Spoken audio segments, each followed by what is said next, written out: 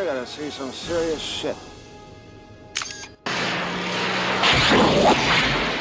안녕하세요. 문화로 있는 경제의 신기주 기자입니다. 자율주행차보다 플라잉카가 먼저 현실이 될 수 있다. 미래에셋그룹 박현주 회장이 얼마 전 자사의 유튜브 방송에 나와서 한 말입니다. 지상을 달리는 자동차보다 하늘을 날아다니는 비행차가 더 현실적이다. 얼뜻 이해가 되지 않습니다. 오늘 문화로 있는 경제에선 백투더퓨처와 맨인블랙, 2019 블레이드 러너 등에 등장한 플라잉카를 중심으로 날아다니는 자동차에 관해 상상해보고 이야기해 보겠습니다. 2010년대가 모바일 시대였다면 2020년대는 모빌리티 시대입니다. 그중 어떤 건 이미 현실이 됐죠. 바로 전기 자동차입니다. 테슬라가 주도한 전기차 혁신은 2021년에 접어들면서 이젠 미래가 아니라 현재가 됐습니다. 현대차는 전기차 플랫폼 eGMP를 기반으로 한 최초의 전기차 모델 아이오닉 5를 내놓았죠. 한 번 충전에 18분이 걸리고 주행거리는 400km가 넘어가는 순수한 전기차입니다. 출시되자마자 예약 판매만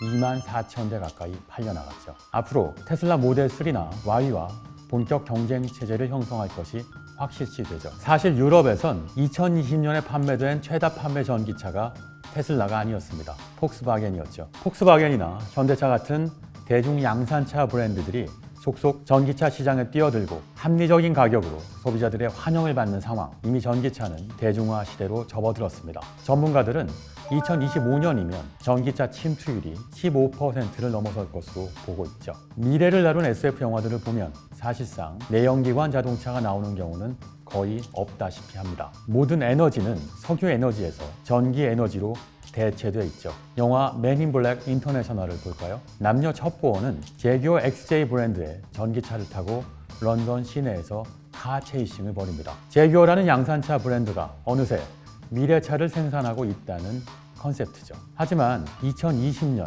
우리의 현실은 솔직히 좀 달라 보이기도 합니다. 테슬라도 현대차도 지금 양산하고 있는 건 전기 에너지 차이지 미래형 자율주행차는 또 아니거든요. 배터리와 모터로 움직이는 전기 에너지 차는 배터리 기술의 발달로 성큼 가까워진 게 사실입니다. 그러나 자율주행은 좀 다릅니다. 자율주행이 가능해지려면 차량용 OS가 필요합니다. 인공지능이 자동차를 완벽하게 통제해야만 한다는 얘기죠. 모바일 시대의 초창기를 떠올리게도 합니다. 노키아와 삼성전자와 LG전자가 산분했던 휴대폰 시장을 스마트폰 시장으로 개편한 애플과 구글은 이렇게 말했죠. 바보야, 문제는 모바일 OS야. 지금도 문제는 차량용 OS입니다. 자동차의 각 부분을 완벽하게 통제하면서 다른 차들과도 실시간으로 교신하면서 동시에 중앙통제실과 연결돼서 교통 흐름까지 파악하는 그런 인공지능이 필요한 거죠. 맞습니다. 쉽지 않은 일입니다. 그래서 이 부분에서 앞서 나가는 회사는 오히려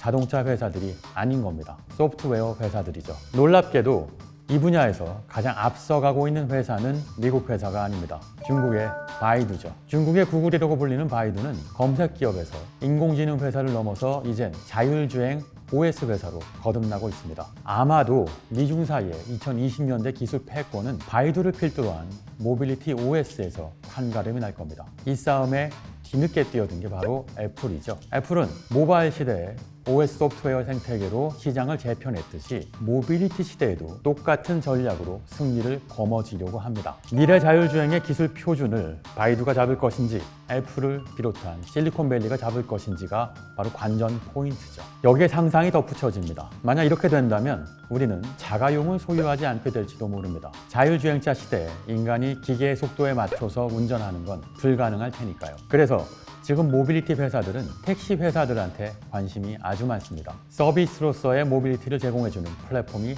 택시 회사니까요. 이른바 모빌리티 애서 서비스 개념입니다. 맨인블랙 인터내셔널에도 아주 잘 나오죠. 그 시대의 이동은 결국 중앙에서 컨트롤되는 택시 자율주행차를 통해서 이루어집니다. 이때 중요해지는 건 기술이 아니라 비용입니다. 사람이 모는 차에 비해 기계가 모는 차가 단위 거리당 이동 비용이 훨씬 저렴하기 때문에 혁신이 일어나는 겁니다. 혁신이라고 쓰고 비용이라고 읽는다는 본질, 이것이 바로 자율주행차보다 플라잉카가 더 현실적일 수 있다는 통찰의 근거입니다. 자, 그런데 UAM이란 개념은 또 뭘까요? 도심 항공 모빌리티의 줄임말입니다. UAM에 뛰어든 자동차 회사는 정말 많습니다. 폭스바겐, 현대차, 포르쉐, 비행사인 보잉, 그리고 우버, 지리 등 여러 회사들이 있죠. 그리고 가장 중요하고 우리도 관심이 많은 이항이라는 기업도 있습니다. 도시에서 드론 택시가 운항되는 도심 항공 교통망이 완성되면 이동을 위한 비용과 시간이 혁신적으로 절감됩니다. 혁신의 본질은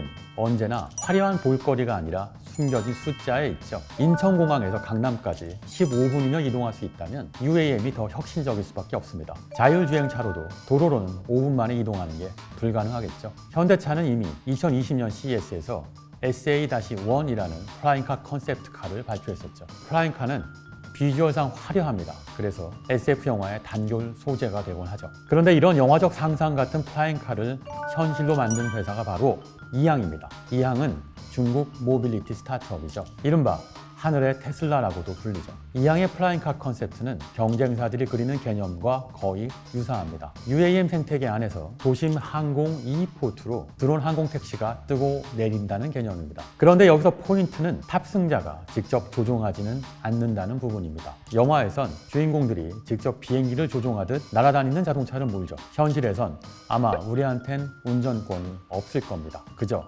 몸만 싣는 거죠.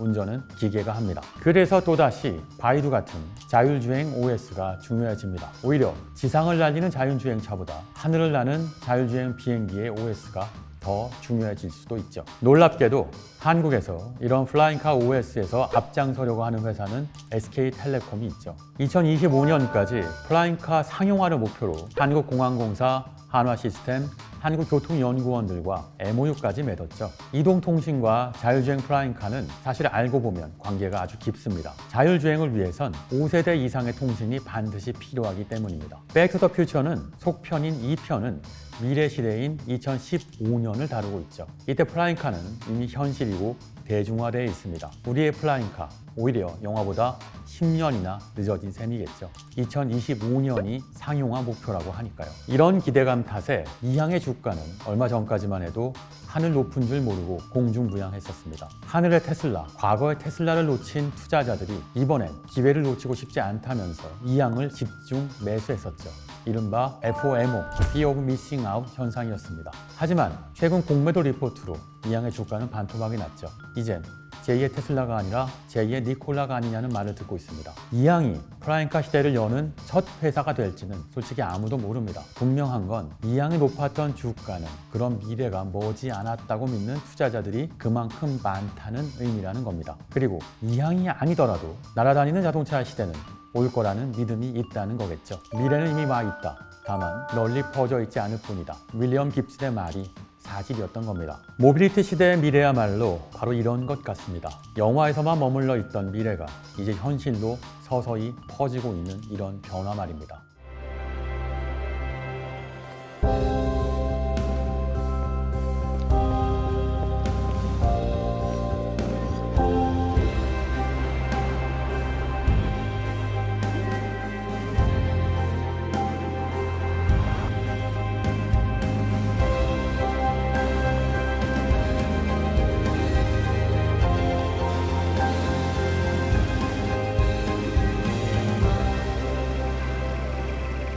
지금까지 문화로 있는 경제에서 백투더퓨처, 맨인 블랙 등의 영화를 통해 현실이 되고 있는 자동차 산업의 미래에 관해 알아봤습니다.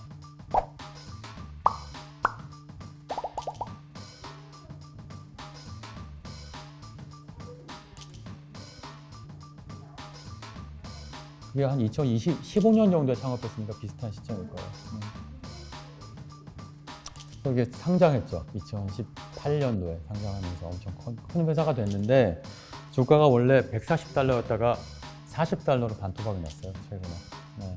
그러니까 박현주 회장도 이 얘기를 하고요. 저도 2020년대에는 시도하는 국가가 있을 것 같은데 아직은 없죠. 그러니까 이항이 가장 가시적으로 드론 택시가 이동하는 것을 보여준 회사고요.